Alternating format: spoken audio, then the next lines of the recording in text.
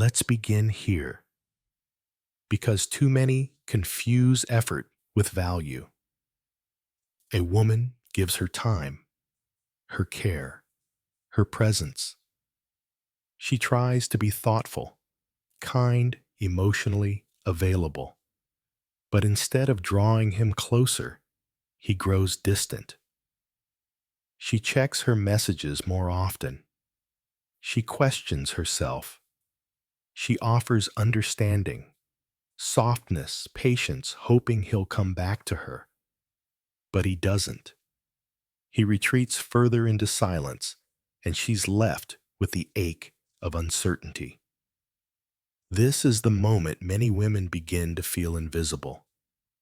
Not because they are unworthy, but because the dynamic is built on something fragile, the illusion that love is earned through giving more. Before I continue, let me know where you're listening from in the comments. And if reflections like this resonate, don't forget to like and subscribe. Now, here's what few are willing to say. It's not your kindness that failed. It's that he never had to work to keep it. And without effort, the male ego begins to drift. Not because men are cruel, but because the unconscious mind confuses effort with value. What's too easily given is too easily overlooked. It's not fair, but it's true. And once you begin to understand this pattern, you see it everywhere. Jung once said that until you make the unconscious conscious, it will direct your life and you will call it fate. And for many women, that fate looks like this: pouring themselves into relationships with men who pull away, then wondering what they did wrong. This is not about blame. This is about awareness. There is a moment, often quiet and slow, where a woman starts to disappear inside the image of what she thinks he wants. She becomes agreeable, predictable, available whenever he calls. She begins to shrink her own needs, hoping to protect the connection. But what she doesn't see is that in doing so, she has stepped into the persona, the mask of the perfect partner, the understanding woman, the one who never complains. And that mask, while beautiful on the surface, comes at a cost: the slow erasure of her true self. The shadow begins to stir in silence. It is the part of her that knows this isn't right. It's the voice that asks quietly at first, "Why am I the only one trying?" But that voice is quickly silenced because she doesn't want to lose him, because she believes love means giving more. But real connection is not born from sacrifice alone. It is shaped by balance, by mutual investment, and by the unspoken energy of value. And this is where the story truly begins, not with the man, but with the woman's own awakening. Her slow return to herself, to her center, to the truth she forgot somewhere along the way that she was never meant to chase. She was meant to be chosen, but not through suffering. In the coming moments, we'll explore how the ego, both his and hers, sets the stage for obsession, distance, and imbalance. But more importantly, we'll uncover how to step out of the performance and into something more powerful. A presence so grounded it no longer has to explain itself. Because the moment you stop pleading, the moment you go silent, that's when everything begins to shift. Every relationship begins with hope.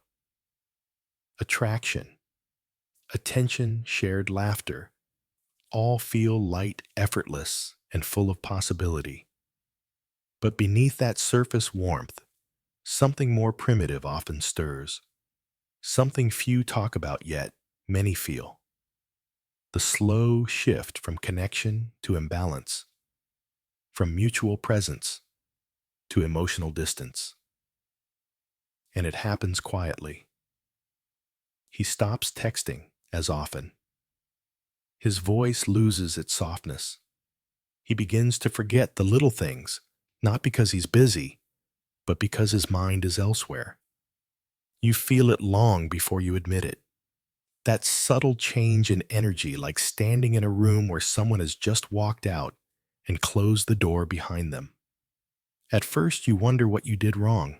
You replay the last conversation searching for a reason.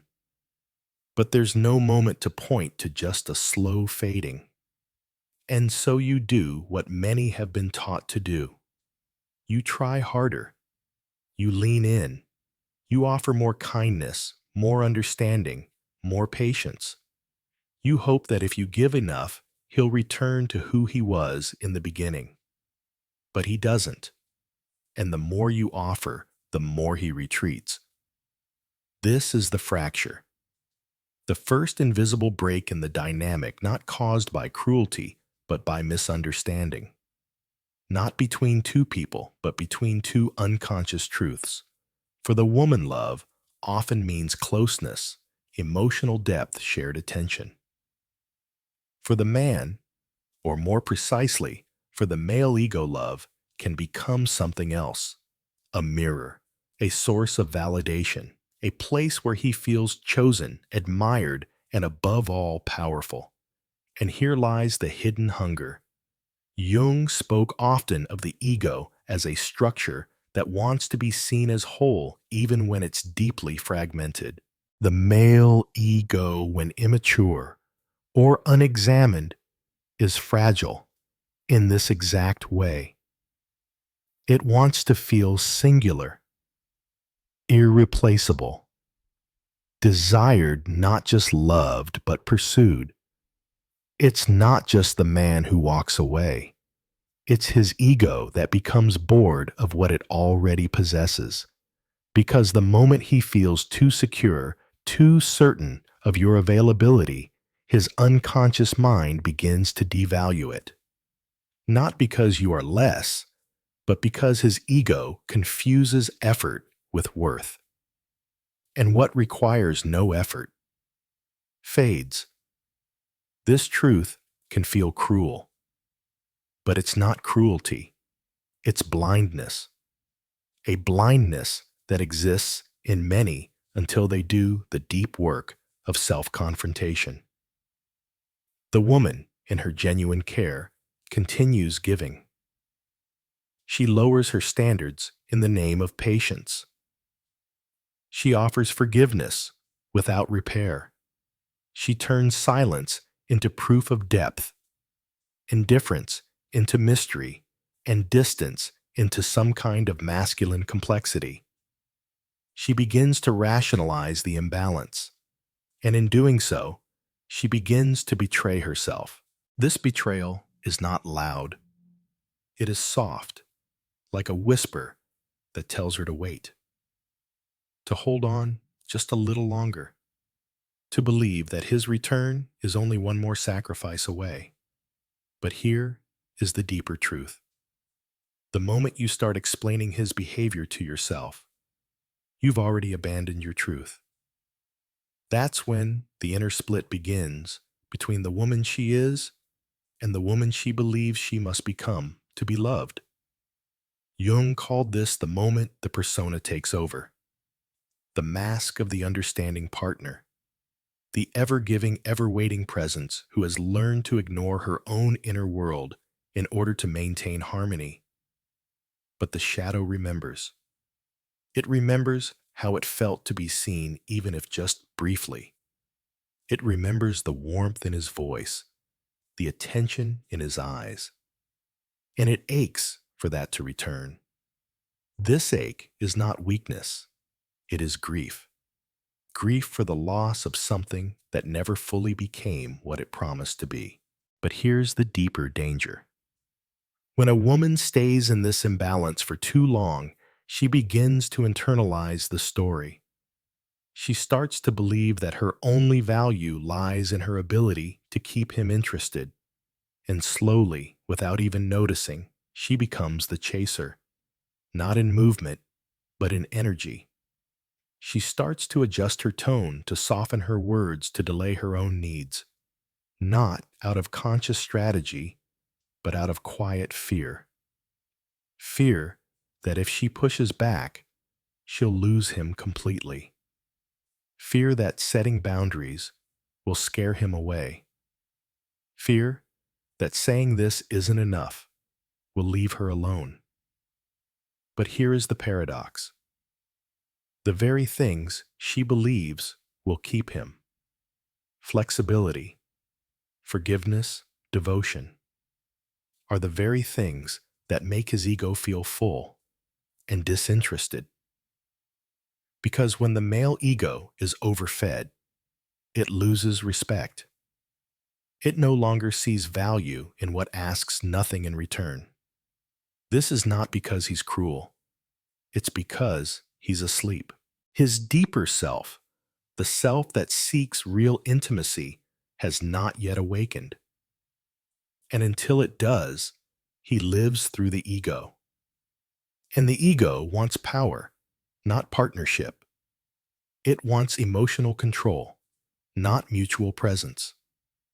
It wants the thrill of the chase, not the quiet beauty of being chosen back.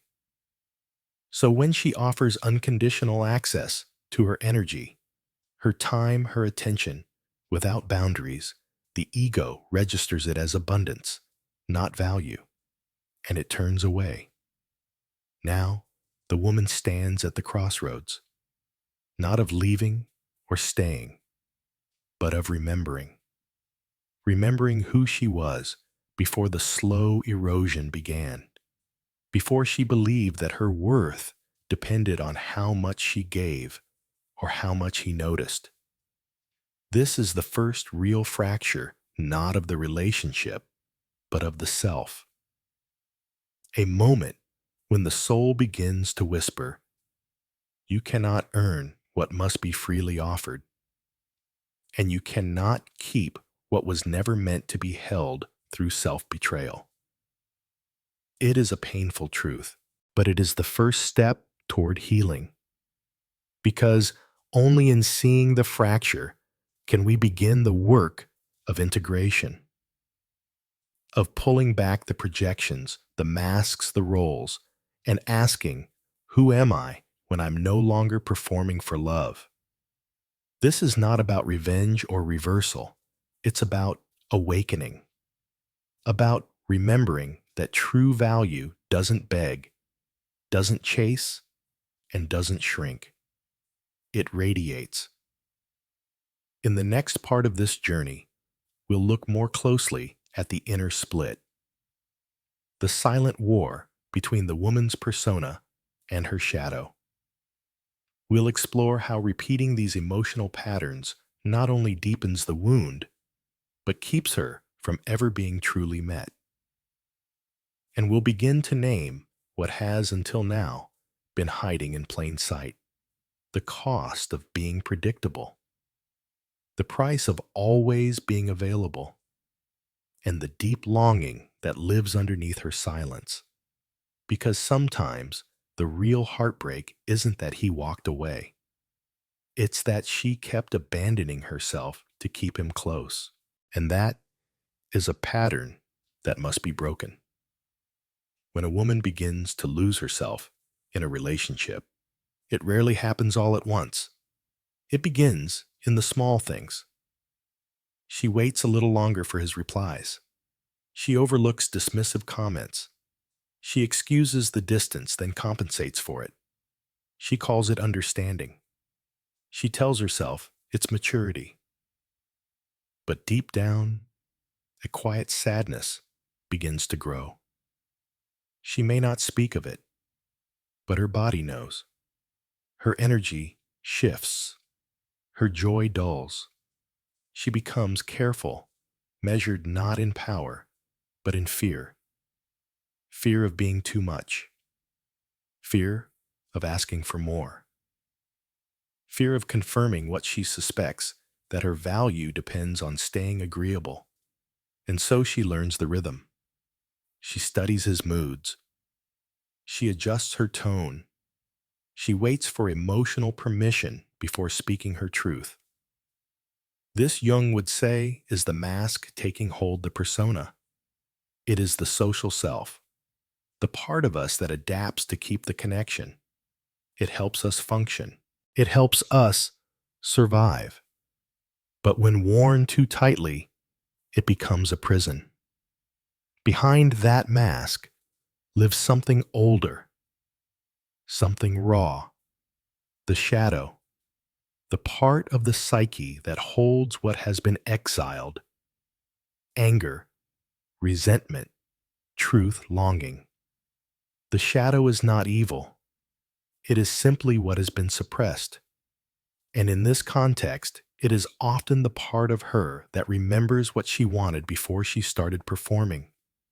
She once had standards. Now she has strategies. She once had clarity. Now she has questions. Should I text first? Should I wait? Was I too cold? Too warm? She begins to walk on eggshells, calling it chemistry.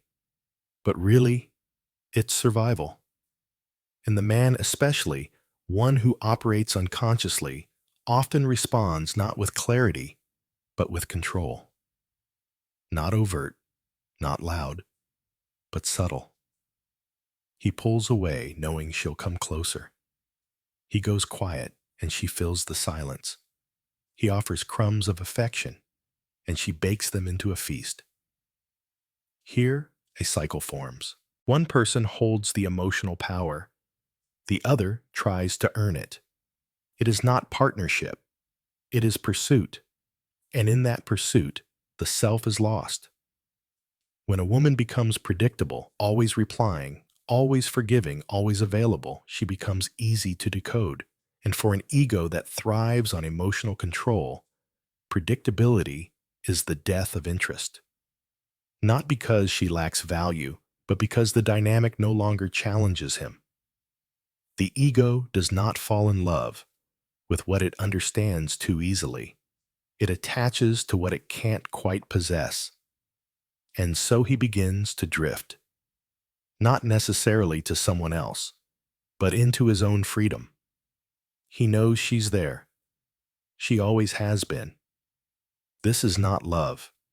It's choreography, a pattern that repeats itself until someone breaks the rhythm. But the woman hoping for closeness keeps dancing.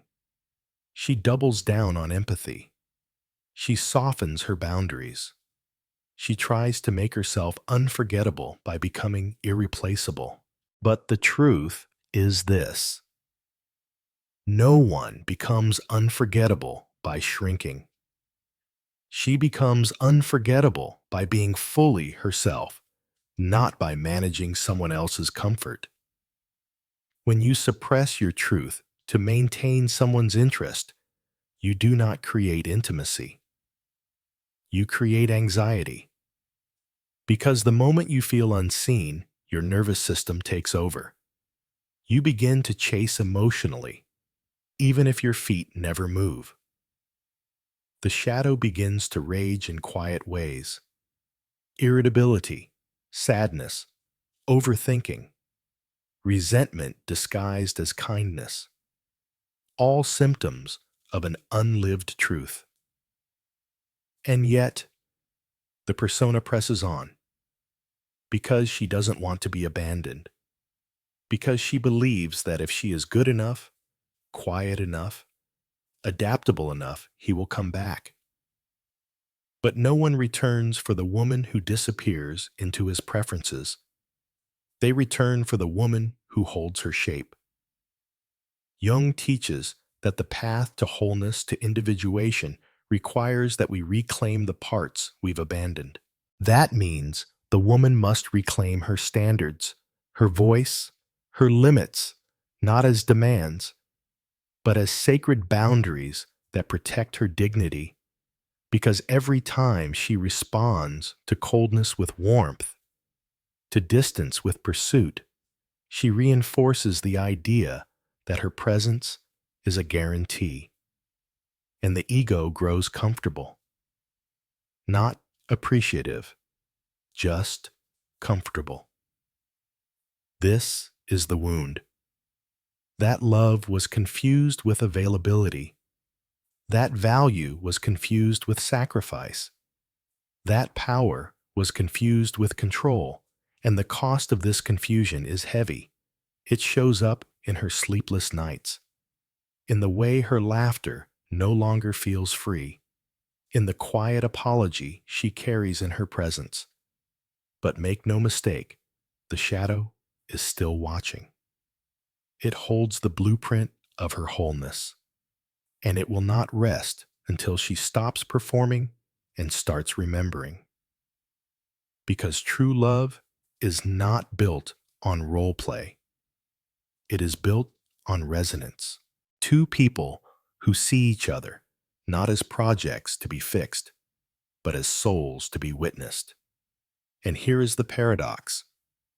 The more she tries to prove she's enough, the less he sees her as such.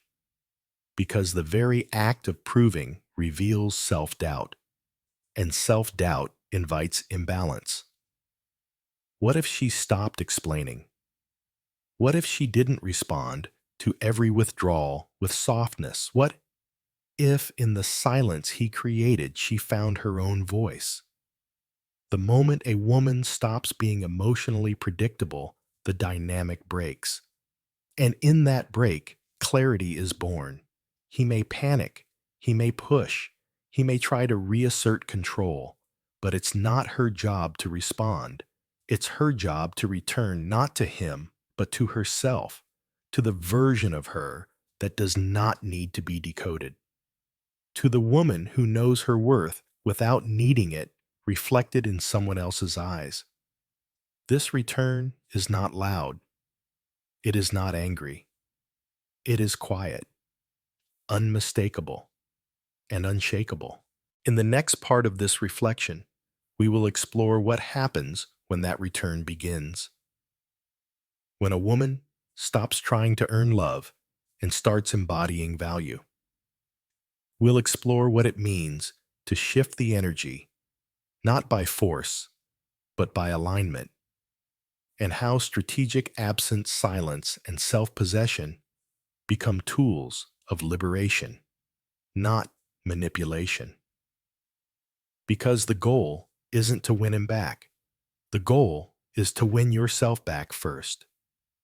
There comes a moment when exhaustion outweighs fear. The woman who has bent herself into silence, who has offered endless explanations, finally grows tired. Not of him, but of her own absence. She realizes she has been missing from her own life. This is where awakening begins, not as a sudden explosion, but as a quiet refusal. A refusal to keep begging, to keep proving, to keep chasing. In that refusal, a new energy rises. It is not anger, though anger may be present. It is not pride, though dignity is restored.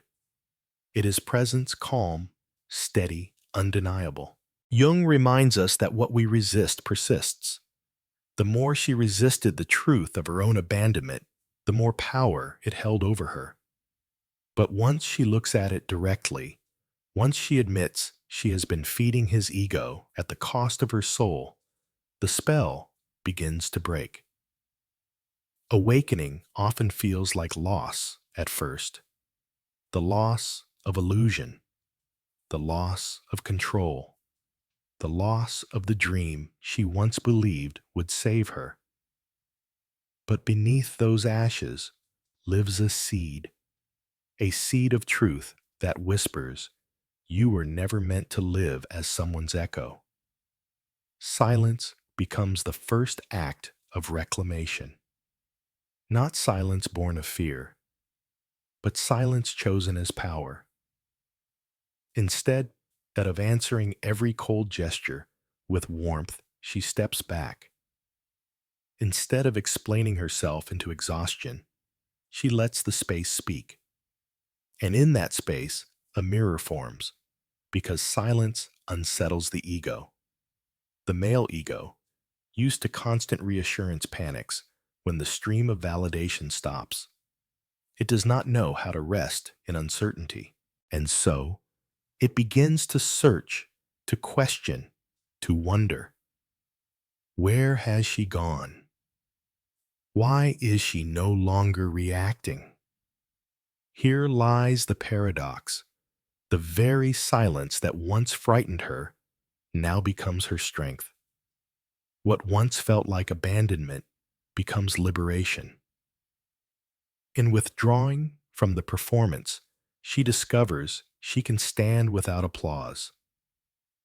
Jung would call this the return of the self, the deeper center that has always existed waiting beneath the persona, waiting beneath the shadow's grief.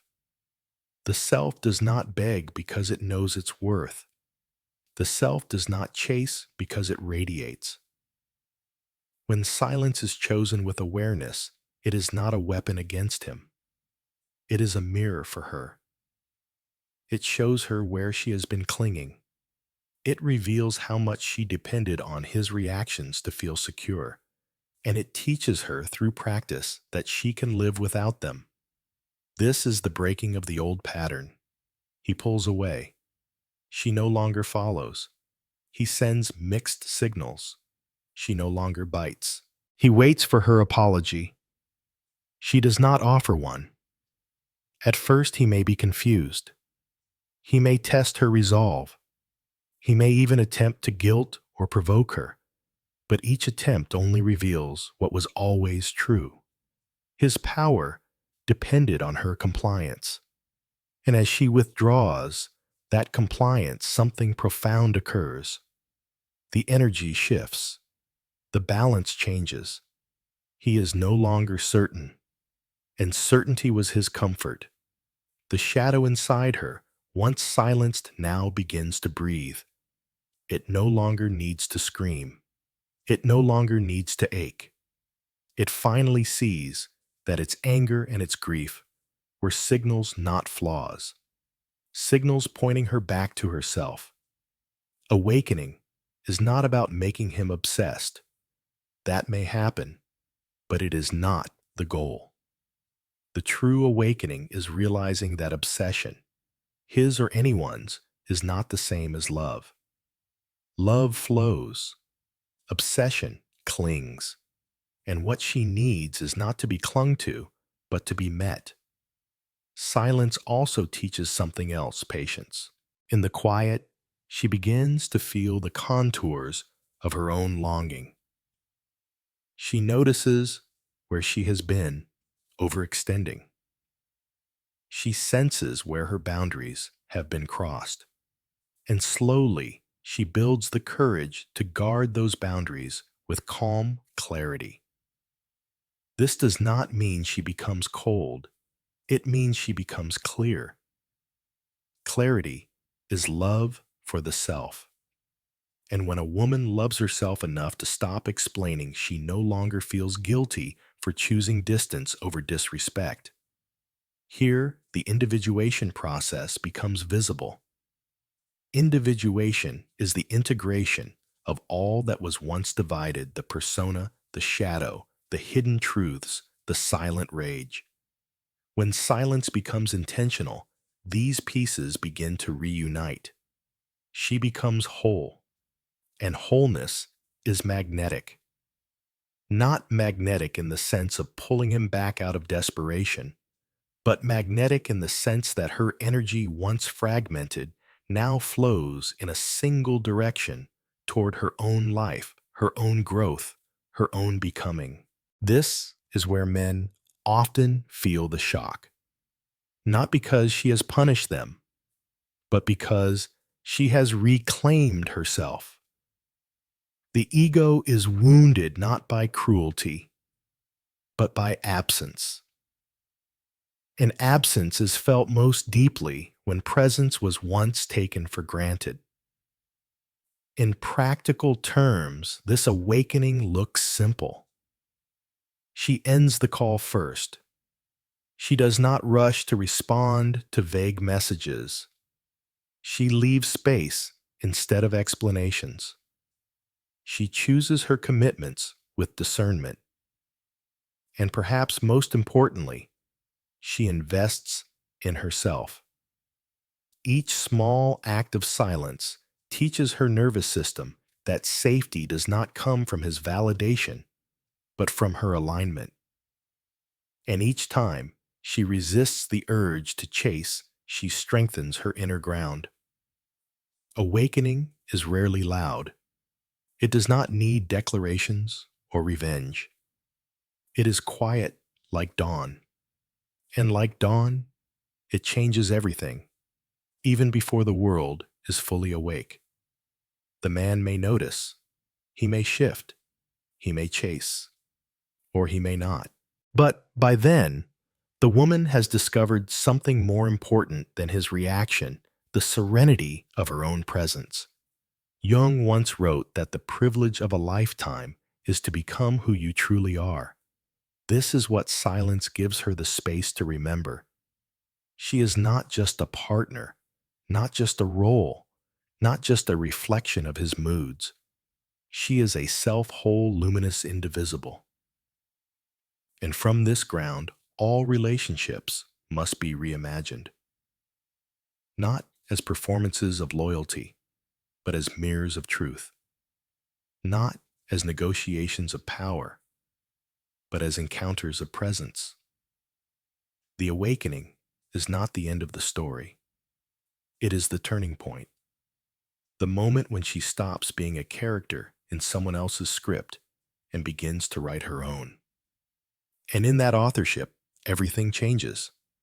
Because once a woman knows the power of silence, she can never again be controlled by noise. Awakening always asks for more than awareness. It asks for choice. A woman can recognize the imbalance she can feel, the relief of silence, but without action. The old pattern waits for her return. The decisive moment arrives quietly. She does not slam doors or shout accusations. She simply chooses differently. She answers later or not at all. She prioritizes her own commitments. She begins to live as though her life belongs to her again, because it does. This is the essence of boundary, not a wall built from anger, but a threshold drawn from dignity. Boundaries are not punishments. They are the shape of self-respect. They whisper, I value myself enough to guard what is sacred. In Jungian language, this is individuation in practice. Individuation is not an abstract philosophy. It is lived through choice. It is lived each time a woman refuses to betray her truth for temporary comfort. It is lived in the courage to disappoint someone else rather than abandon herself again. The man, or more accurately, his ego, may feel this shift. It unsettles him. He was accustomed to predictability, to easy reassurance. Now, he encounters something new. A woman who no longer dances to his music. He may press harder, but his pressure no longer determines her pace. The choice is subtle, but powerful. Instead of asking, what will keep him close, she asks, what keeps me whole? This reframing changes everything. It breaks the cycle where her value depended on his reaction. Her worth now radiates from within, not from the approval she once begged to secure. Walking away does not always mean leaving the relationship. Sometimes it does, but often it begins as walking away from the role she used to play. The role of the pleaser, the explainer, the constant giver. When she stops playing that part, the entire dynamic shifts. Here lies the paradox. Calm withdrawal carries more force than anger ever could. Anger still binds her to him through reaction. Calm detachment severs the tie. It says, I see you, but I am no longer shaped by you. The man may feel the sting of absence. He may call, question, even pursue with renewed intensity. But whether he changes or not is no longer her central concern. The deeper transformation is that she no longer bargains with herself to keep him satisfied. Boundaries become visible in the smallest details. She no longer cancels her plans when he arrives late. She no longer tolerates words that diminish her. She no longer explains her silence because her silence needs no defense. Jung taught that what is unconscious in one person will be carried by another. For too long, she carried his uncertainty, his fragility, his hunger for control. But now, she returns it to him. She hands him back his own work. She says, without words, what is yours is yours. What is mine is mine. This act of separation is frightening. It always is. The old self clings to the fantasy of harmony, the dream of being enough. But each time she stands firm, her nervous system learns something new. Safety comes from truth, not from compliance. And so she grows steadier. She laughs more freely. She invests in her body, her mind, her friendships, her calling. Her energy once drained by waiting now flows into becoming. This radiance cannot be faked. It is the natural glow of a woman aligned with her center. Some will call it indifference, but it is not. It is clarity. Clarity that she is not responsible for holding together what requires her self-erasure. Clarity that love without respect is not love at all. Clarity that she is worth more than the crumbs she once celebrated. This boundary is not only against him, it is also against her own shadow, against the part of her that once needed to be needed, that once feared being alone more than being unseen. Now, she faces that shadow with compassion. She tells it, I hear you, but I no longer obey you. This is the deeper alchemy. To integrate the shadow is to stop being ruled by it, to see the fear of abandonment without letting it dictate her choices, to feel the longing for closeness without surrendering her dignity, to choose presence over performance. And as she holds this boundary, something profound unfolds. The relationship, if it continues, is forced into honesty. He must step toward her with genuine respect, or he will lose her. The old game cannot continue because she no longer plays her part. Even if he does not rise to meet her, the victory remains because the true transformation is not in him, but in her. She is no longer the woman who explained away coldness, who waited for scraps, who begged for validation. She has become the woman who knows her worth without question. This shift is irreversible. Once she has felt the power of calm detachment, she cannot return to chasing. Once she has seen that boundaries create value, she cannot go back to begging. Once she has tasted the peace of self-respect, she will not trade it for empty promises. The irony is that many men feel the deepest obsession at this point, not because she manipulated them, but because they sense they could truly lose her. And what the ego fears most is loss. But whether he obsesses or not, whether he pursues or not, matters less than it once did, because she has found what no man can give or take away her center. In Jung's words, the woman has begun to stand in the fire and not be consumed.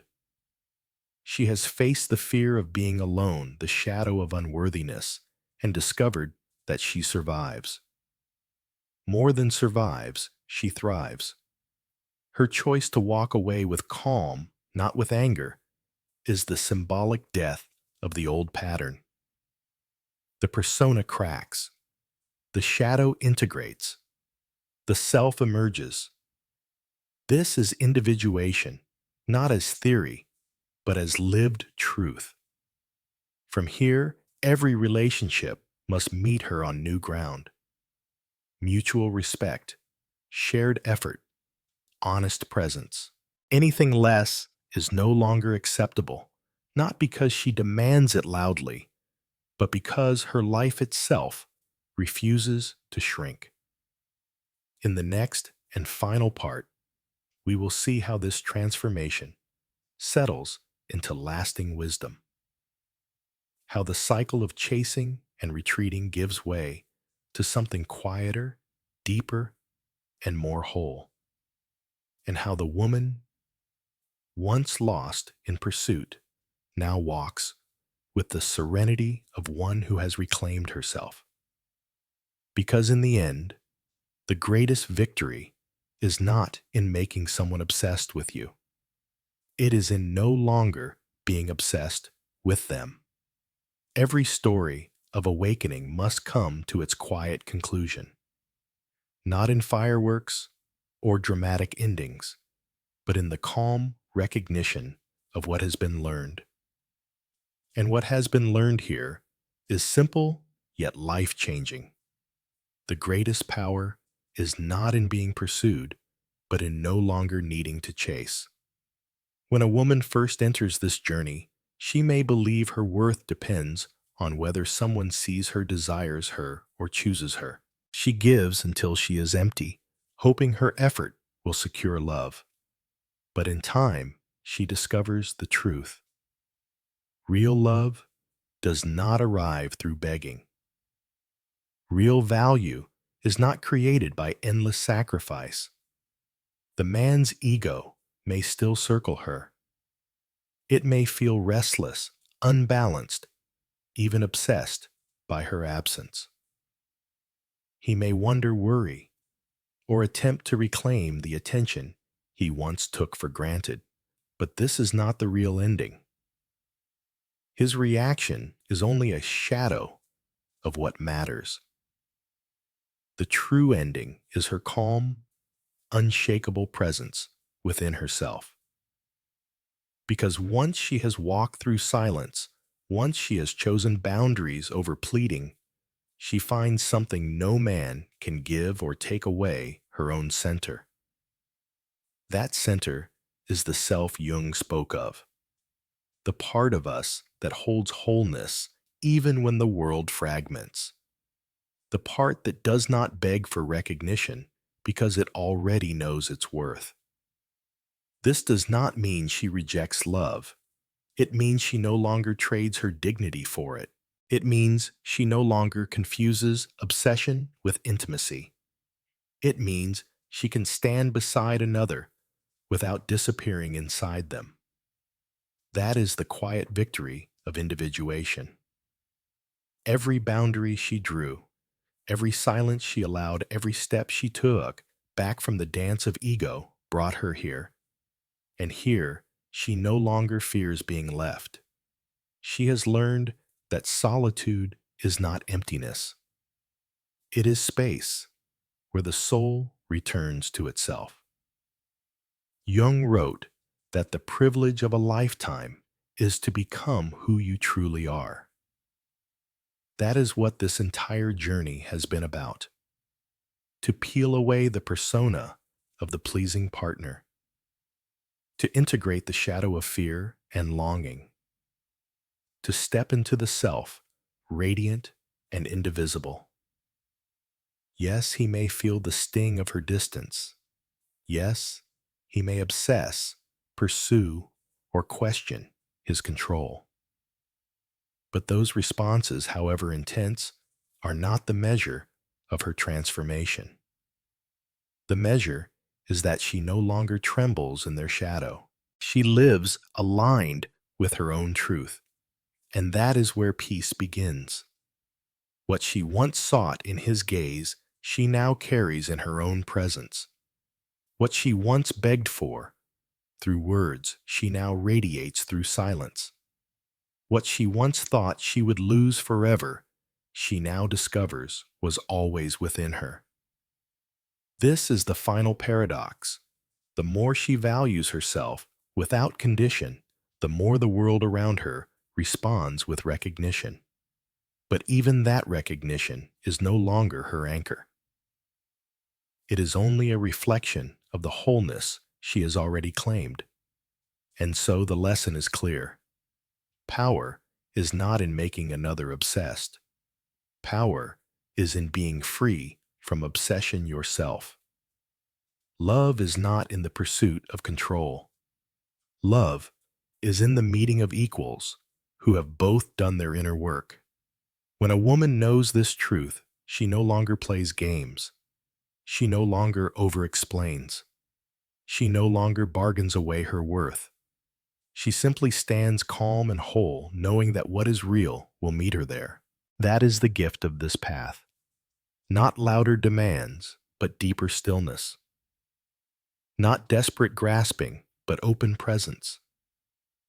Not the exhaustion of chasing, but the serenity of being. And so we close here. The story that began with confusion and imbalance ends with clarity and dignity. What started as a battle with his ego becomes a return to her soul. What felt like loss becomes discovery. What felt like silence becomes power. Let this be the reminder you are not here to prove your worth. You are here to live it. You are not here to beg for love. You are here to embody it. And perhaps that is the deepest Jungian truth of all, that when the unconscious becomes conscious, we no longer call it fate. We call it choice.